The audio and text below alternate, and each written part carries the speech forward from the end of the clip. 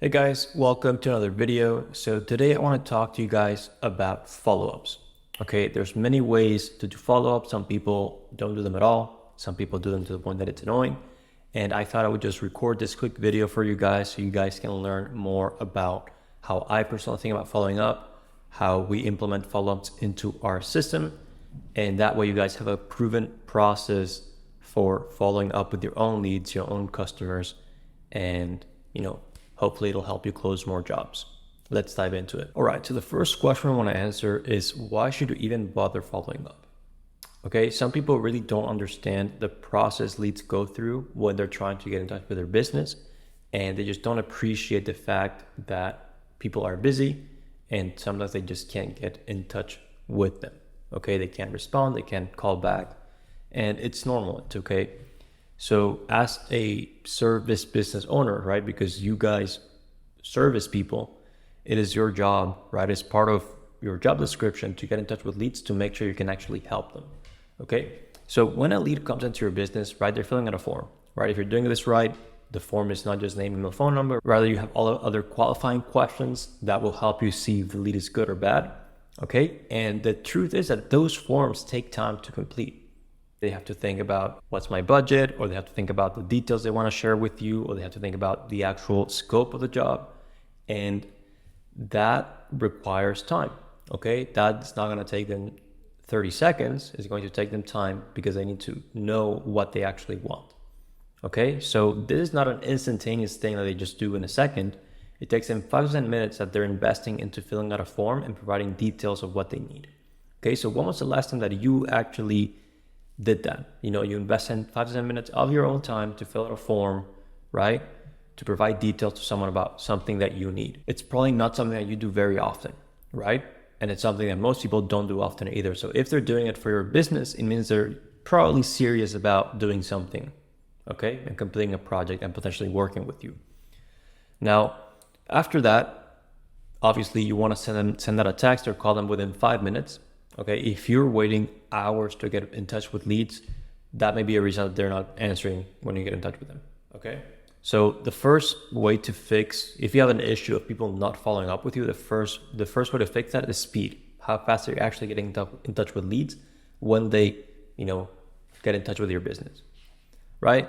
But let's say you do send out text message quickly, they don't get back to you. You have to realize that people are busy. They have work, they have kids, they have other responsibilities they need to take care of before getting back to you, okay? And that's okay, that's normal because everybody has those responsibilities, okay? So let's say if you try to contact them once, they're busy, so they don't see the message or they don't respond. Second time, they're still busy, they don't respond. And the third time, because you were following up, they saw it, they said, hey, sorry, I haven't been able to get back to you. I was busy with this thing, but yes, I would love to move forward with XYZ, right? So if you're not following up, you're just missing out on jobs and projects. Like that's the reality of it. Okay, and once they do, reply to you, then you can go ahead and lock them in for an estimate or for a consultation, whatever you want to do as the next step, right? Now, when we look at the different stages of the funnel or of the pipeline, okay, there's different goals for the follow-ups. Okay, when a new lead comes in, obviously your goal needs to be to get a response so you can continue to move them down the pipeline to the next step and the next step. But if you already give them a quote, right, the goal is not going to be to get a response, it's going to be to get a decision, yes or no. Okay, so I thought I would make this for you guys just to kind of provide a clear picture of the pipeline and how you should follow up on each pipeline, how many follow-ups you should send, and that way you guys can kind of use this for your own business. Okay, and then we'll go into how to stop wasting time with your follow-ups. Okay. So in different stages, like I said, you want to follow up differently. You have different goals. So when a new lead comes into your business and they haven't gotten back to you, the chances are they're just busy, like I said. So your goal is just get a response. Once you get a response, you can continue talking to them and book that assessment call so you can get a couple more details about their needs and just be extra sure that you can actually help them, they have a budget, and that they're going to be a good fit for your business. Okay, now when a new lead comes in, I like to follow up to 7 times because, like I said, people can be very, very busy, and that means that you may need to do some extra follow-ups, okay? And that's fine, Okay, and this counts calls, emails, text. Just try to get in touch with them up to 7 times. If after 7 times you hear nothing from them, then you can just get rid of them and forget about them. Now, the next step is the assessment call. And in this call, right, it's optional. You can just go straight for the estimate if you want. But this call is just a simple phone call, takes 10 minutes, and you just ask them a couple of questions to qualify them further and make sure that they know what they want, that they're serious about the project, that they have purchasing power, or that they have a good budget for what they need, and that you can actually help them with what they need. And here, after they book in, they responded to you, they told you, yeah, let's book in a time for this date. You want to follow up to 3 times. And this includes reminders, okay? You just want to remind them, hey, we have a call this day, this time, I'm gonna call you from this number. You want to send them reviews and project photos so they trust you more. And you don't want to just follow them too much. You just want to kind of like be there like, hey, just remember we have the call here. You can check out stuff here, okay? Then you move on to the in-person estimate, and that's the goal of the assessment call, okay? To kind of just qualify them and then book them in for an in-person estimate so you can take measurements, you can meet them, you can build rapport, and provide them with a quote. Once you book the estimate, you want to follow up the same thing as the assessment call up to 3 times. You don't want to bother them too much. You're going to remind them that you have the estimate and just build more trust and more reviews and more project updates, things like that. That will help them trust you a bit more. Then once you complete the estimate, they want you to give them a price, make a design maybe. You're going to make that for them and you're just going to follow up as needed. At this point in time, you don't need to follow up with them or do anything. It's on you now to complete the work so you can get in touch with them. And then once you give them a quote, your goal for the follow-ups are going to be to just ensure there are no questions or objections on their end and just get a definite answer of, yes, we want to move forward, or no, we don't want to move forward. Okay, now at this stage, you want to know how to handle objections, because if they say, no, we don't want to move forward, your job is going to be, okay, why not? What's the issue? Is it the budget? Is it you don't trust me? Is it something else? And then you can handle that to close the job, but that's for another training. Okay, now again, once you give them a quote, you don't want to bother them too much. I recommend follow up to 3 times on a weekly basis. So week 1, 2, and 3, just send them one message saying, hey, are you want to move forward? We have a proposed date on the contract, right? Just make it as easy as possible for them to say yes, and don't send just long texts that are a pain to read, okay? And after 3 times, if they don't respond to you, then they probably don't want to move forward, or they're super busy and they'll get back to you later on, okay? After that, let's talk about how to actually stop wasting time doing follow-ups, because I know that the reason some people just don't follow up very often is because they feel like it's a waste of time. And there's one simple way to avoid wasting time following up, okay? Because either way you should do it, either way you have to do it, because by not doing it, you're actively wasting leads, you're losing jobs, right? And you're losing money, okay? So you need to follow up.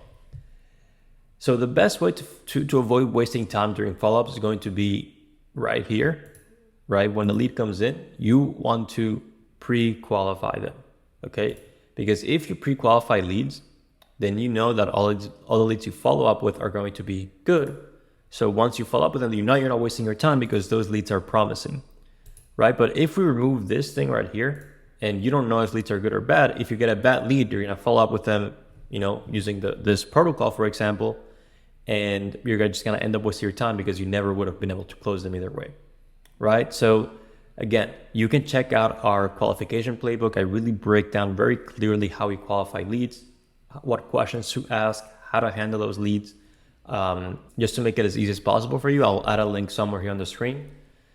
But that training, that playbook is for this stage right here, which then filters into or moves on into following up and how to follow up, which is this training right here. And then once you have a good process to pre-qualify leads, then you will know for a fact that you're never wasting time with follow-ups, because all the leads that you're talking to are actually good leads that want good projects that are able to spend the money. So now it's on you to actually get the job by doing your part of the process. Okay, now how do you actually follow up the right way? Okay, there's 3 ways to follow up really. I mean, you can send other like postcards and things like that, but I don't think that makes sense to do that for follow-ups, right? So how to follow up the right way? So there's 3 methods really you can use. It's going to be calling, texting, and emailing. Now, the first option is calling. I think calling people is the most effective way to get in touch with them, okay? And for example, if you call someone, they don't pick up, you want to double dial. That means is if you call them and in 25 seconds, they don't pick up the phone, then you hang up and you call them again. And then if on that second call, they don't pick up, you leave a voicemail telling them the next steps to get in touch with you, either booking an assessment call, booking an estimate, sharing more details, whatever it is, so that there's a clear second step for them to take. Okay, you don't want to leave leads hanging in terms of not knowing what the next step is. You want to tell them, hey, this is the next step for us. Okay. Now, I really like calling. I think it's the most effective option because you can very directly talk to leads. You know, you can build trust right away. It's a more personal connection than texting, and you can handle or answer any questions they have right off the bat. Okay, it's just a more direct option for you. The second option I have is texting. I mean, nothing crazy about this option. It worked, obviously, because people have their phones on them all day. It's very, very, very hard for them not to see your message, right? So you might as well text them. And, you know, if you're going to call people, you might as well text them as well, just in case, right? But it's less personal, like it says here, and it won't let you build such a strong connection that if you were to call them. Okay, now with texting, you want to be very direct. You want to tell them, hey, it's Henry from Ruptal. I wanted to get in touch with you because I saw your information come in from the form you filled out. When's a good time for us to chat about your project, right? Super simple, super straightforward. You can throw a link in there for a calendar so they can book in directly online. And it just makes it easier for you to get that appointment booked. Okay, and another thing you can do is to send them links to your project galleries and reviews to just build up trust for your company.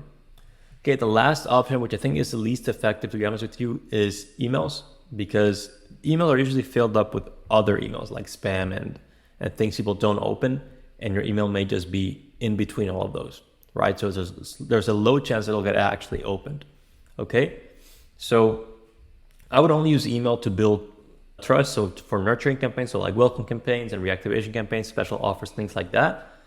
But I would just prefer calling and text over emailing, unless of course they expect to receive something from you, right? If you tell them, hey, I'm going to email you a design, they know to look at your design and they'll most likely open that email. Okay, so again, calling number one, texting number two, and I broke down exactly what you need to do on those options, and emailing number three. Now, again, I do want to point out that speed is your friend here. Okay, you need to get in touch with leads within 5-10 minutes of them actually coming into your business, because the longer you wait to get in touch with leads, the lower the chances are of them, number one, remembering who you are, number two, closing. Okay, because the thing is, leads most of the time will go to the first person that responds to their message. Okay, the first person that gets in touch with a lead will usually get the job. Okay, so if a lead comes in, right, the longer you wait to get in touch with them, the higher the chances are that they're looking for someone else already. Okay, so you need to be fast and quick to remove the idea or the option of them looking for somebody else so quickly. So just make sure you have your systems together, right? That you are on top of your follow-ups and the leads that are coming in, and don't wait 2 days to get in touch with a new lead. Get in touch with them within 5 minutes, and that way you have a much higher chance of actually closing that project. Okay, now when should you stop following up? So I think there's only 3 ways you should stop following up. Number one is if the lead tells you, hey, I'm no longer interested in doing a project, not the right time for whatever reason. So in that case, obviously don't keep following up. You just annoy people. Just add them to your email list, send them nurturing emails, you know, when you have offers, when you complete a project, reviews, things like that. And that way, when they're ready, they're going to think of you because you've been the one that's been getting in touch with them so often. The second reason you should stop following up is going to be that you already tried to get in touch with them a bunch of times and they did not answer or get in touch with you. So obviously, once you've tried 7 times to follow up, now I like the number because it's been proven that it takes about 7 follow-ups to actually get someone to respond, okay, and book an estimate or a call or whatever the next step is across multiple industries.